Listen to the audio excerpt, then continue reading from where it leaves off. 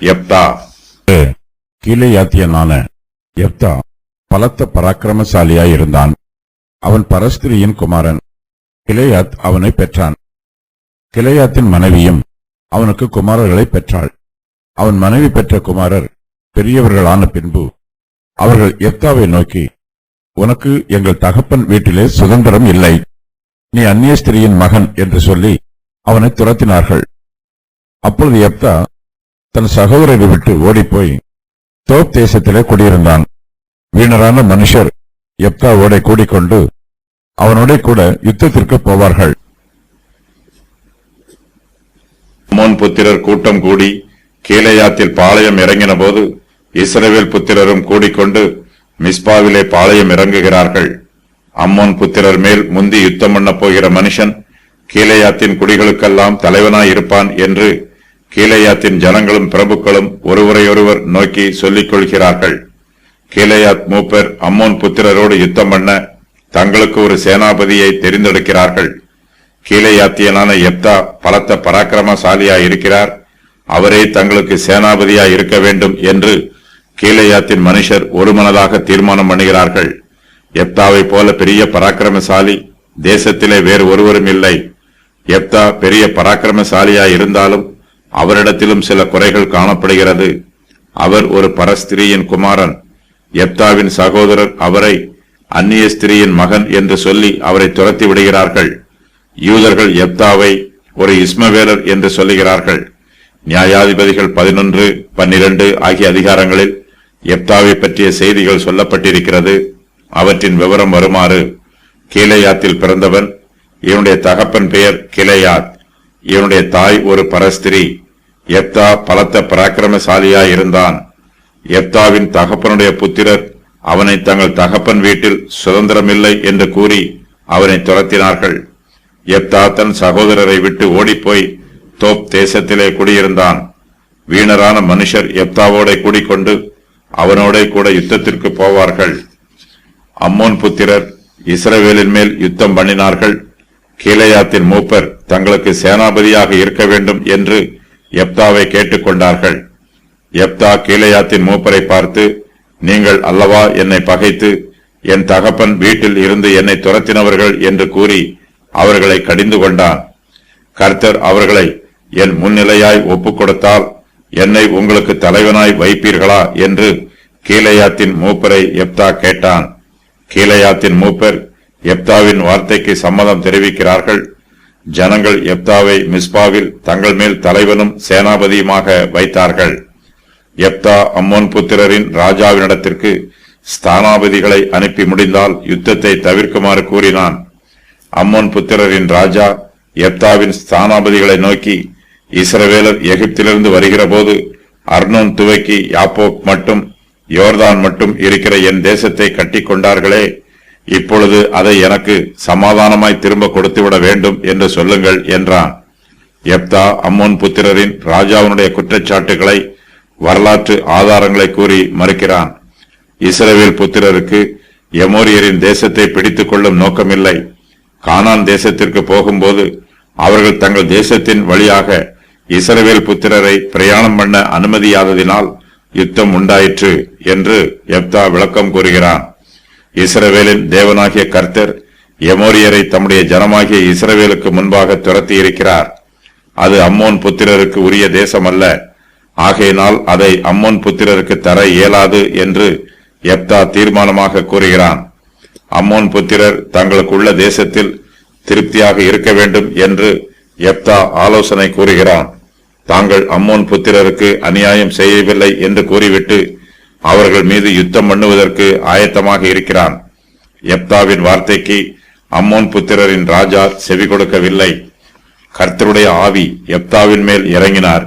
அவன் அம்மோன் புத்திரருக்கு விரோதமாக போனான். யெப்தா கர்த்தருக்கு ஒரு பொருத்தனையை பண்ணினான். கர்த்தர் அம்மோன் புத்திரரை யெப்தா கையில் ஒப்புக் கொடுத்தார். யெப்தா தன் பொருத்தனையை நிறைவேற்றினான். எப்ராயீமில் ஏற்பட்ட உள்நாட்டு கலகத்தை அடக்கி அங்கு 42,000 மனுஷரை கொன்று போட்டான். யெப்தா இஸ்ரவேலை 6 வருஷம் நியாயம் விசாரித்தான். பின்பு அவன் மரித்தான். அவனை கீலேயாத்தில் உள்ள ஒரு பட்டணத்தில் அடக்கம் பண்ணினார்கள். யெப்தாவின் தாயார் ஒரு பரஸ்திரியாக இருப்பது யெப்தாவின் குற்றமல்ல. ஆனாலும் ஒரு பரஸ்திரியின் குமாரன் என்னும் அவமானம் யெப்தாவோடு கூடவே இருக்கிறது. பெற்றோர் செய்த தப்பிதங்களுக்கு பிள்ளைகளை பொறுப்பாக்க கூடாது. பெற்றோர் மோசமானவர்களாக இருந்தாலும் அவர்களுடைய பிள்ளைகளும் மோசமானவர்களாகவே இருப்பார்கள் என்று தீர்மானம் பண்ணக்கூடாது. பெற்றோரின் நிமித்தமாக அவர்களுடைய பிள்ளைகளை நிந்திக்க கூடாது. ஒருவன் பரஸ்திரியின் குமாரனாக இருந்தாலும் அவன் தன்னுடைய பாவங்களுக்கு ரட்சிக்கப்பட்டு மறுபடியும் பிறக்கும்போது அவன் பரத்திலிருந்து பிறந்தவனாகவே கருதப்படுகிறான். மனம் திரும்புகிற பாவியை கர்த்தர் ஏற்றுக்கொள்கிறார். அவனை தம்முடைய ஆவிக்குரிய பிள்ளையாக அங்கீகரிக்கிறார். கர்த்தரிடத்தில் பட்சபாதம் இல்லை.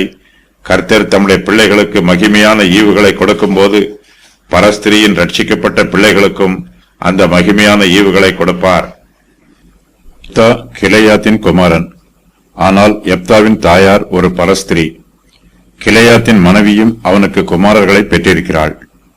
அவன் மனைவி பெற்ற குமாரர் பெரியவர்களான பின்பு அவர்கள் யெப்தாவை நோக்கி, உனக்கு எங்கள் தகப்பன் வீட்டிலே சுதந்திரம் இல்லை, நீ அந்நிய ஸ்திரியின் மகன் என்று சொல்லி யெப்தாவை துரத்தி விடுகிறார்கள். யூத மார்க்கத்து பிரமாணத்தின்படி பரஸ்திரியின் மகனுக்கு அவனுடைய தகப்பனாரின் சுதந்திரத்தில் பாகம் பிரித்து கொடுக்கப்படுவதில்லை. கிலெயாத்தின் மனைவி பெற்ற பிள்ளைகள் யெப்தாவை வீட்டை விட்டே துரத்தி விடுகிறார்கள். யெப்தா பலத்த பராக்கிரமசாலியாய் இருந்தாலும் அவரை அவருடைய சகோதரர்கள் மேன்மைப்படுத்தவில்லை. தங்களோடு கூட தங்களுடைய வீட்டிலே சேர்த்துக் கொள்ளவும் இல்லை. யெப்தாவின் சகோதரர் அவரை தங்கள் வீட்டிலேயே வைத்திருந்தால் அவர்களுடைய வீட்டிற்கு பாதுகாப்பும் பெருமையும் கிடைக்கும். யெப்தாவின் பராக்கிரமம் அவருடைய குடும்பத்திற்கு அலங்காரமாயிருக்கும். ஆனால் யெப்தாவின் மூலமாய் வரும் எந்த மேன்மையையும் அவருடைய சகோதரர் ஏற்றுக்கொள்ள ஆயத்தமாயில்லை. அவர்கள் யெப்தாவை அந்நிய ஸ்திரியின் மகன் என்று சொல்லி அவரை துரத்தி விடுகிறார்கள். யெப்தா தன் சகோதரரை விட்டு ஓடிப்போய் தோப் தேசத்திலே குடியிருக்கிறார். யெப்தாவை போல வீணரான மனுஷர் அவரோடு கூட சேர்ந்து கொள்கிறார்கள். யெப்தா இயல்பாகவே பலத்த பராக்கிரமசாலி. யெப்தா தன்னுடைய பிழைப்புக்காக வீணரான மனுஷரை கூட்டிக் கொண்டு யுத்தத்திற்கு போகிறார். கர்த்தர் ஒருவரை உயர்த்துவதற்கு முன்பாக அவரை தாழ்த்துகிறார். ஒரு கல்லை தலைக்கல்லாக ஆக்குவதற்கு முன்பாக அந்த கல்லை ஆகாத கல் என்று கட்டுகிறவர்களால் தள்ளிவிட பண்ணுகிறார். யோசேப்பு, மோசே, தாவீது ஆகியோர் இஸ்ரவேலின் பிரதான மேய்ப்பர்களாய் இருந்தார்கள். கர்த்தர் இம்மூன்று பேரையும் தம்முடைய உன்னதமான ஊழியத்திற்கு அழைப்பதற்கு முன்பாக மனுஷர் இவர்களை ஆகாதவர்கள் என்று தள்ளிவிட்டார்கள். யெப்தா பலத்த பராக்கிரமசாலியாய் இருக்கிறார். யெப்தாவின் சகோதரர் அவரை வீட்டை விட்டு துரத்தி விட்டாலும் யெப்தா எங்கும் போய் பிச்சை எடுக்கவில்லை, யாரிடத்திலும் உதவி கேட்கவில்லை. அவர் தன்னுடைய பலத்தையும் பராக்கிரமத்தையும் பட்டயத்தையும் நம்பி ஜீவிக்கிறார். நாம் பராக்கிரமசாலிகளை ஒடுக்கும் போது அவர்கள் கோழைகளாக மாறமாட்டார்கள். அவர்களுடைய பராக்கிரமம் மேலும் அதிகரிக்கும். யெப்தாவின் சகோதரர் அவரை ஒடுக்கினார்கள், வீட்டை விட்டு துரத்தினார்கள். யெப்தாவோ தன் சகோதரரை விட்டு ஓடிப்போய் தோப் தேசத்திலே குடியிருக்கிறார். அங்கே அவர் சும்மா இருக்கவில்லை. வீணரான மனுஷர் யெப்தாவோட கூடிக்கொள்கிறார்கள். அவர்கள் யெப்தாவோட கூட யுத்தத்திற்கு போகிறார்கள். இந்த வீணர்கள் எல்லோரும் வீட்டை விட்டு ஓடி வந்தவர்களாகவோ அல்லது வீட்டில் இருந்து துரத்தப்பட்டவர்களாகவோ இருக்கலாம். சமுதாயம் அவர்களை ஏற்றுக்கொள்ளவில்லை. ஆனால் யெப்தா அவர்களை ஏற்றுக்கொள்கிறார். யெப்தாவும் வீணரான மனுஷரும் காடுகளிலே மிருகங்களை வேட்டையாடப் போகிறார்கள். வழிப்பறி செய்து ஜனங்களுடைய உடைமைகளை கொள்ளையிடுகிறார்கள். ஐஸ்வர்யவான்களின் பொக்கிஷங்களை திருடுகிறார்கள். பல சமயங்களில் அந்நிய தேசத்தின் மீது யுத்தம் பண்ணவும் போகிறார்கள். இப்படிப்பட்ட வீணரான மனுஷரோடு சேர்ந்து யுத்தம் பண்ண போகிற யெப்தாவை கர்த்தர் தெரிந்தெடுக்கிறார். யெப்தா இஸ்ரவேல் புத்திரரை அம்மோன் புத்திரருடைய கைக்கு விலக்கி ரட்சிக்க வேண்டும் என்பது கர்த்தருடைய சித்தமாயிருக்கிறது. யெப்தா தன் சகோதரரை விட்டு ஓடிப்போய் தோப் தேசத்தில் குடியிருக்கிறார். இது ஒரு நல்ல தேசம். இது சீரியாவிற்கு தென்கிழக்கில் உள்ளது.